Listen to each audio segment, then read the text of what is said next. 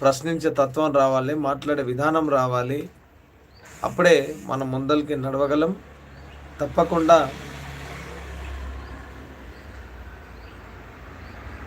రజకుల దమ్మేందో, రజకుల సత్తా ఏందో 2026లో తెలంగాణ రాష్ట్ర ప్రభుత్వానికి చూపిస్తామని, చిరకాల కోరిక రజకులను ఎస్సీ జాబితాలో చేరుస్తామని తెలంగాణ అసెంబ్లీలో బిల్ పాస్ చేసి కేంద్రానికి నివేదిక పంపే వరకు అఖిల భారత రజక సంఘం పోరాటం చేస్తూనే ఉంటుంది.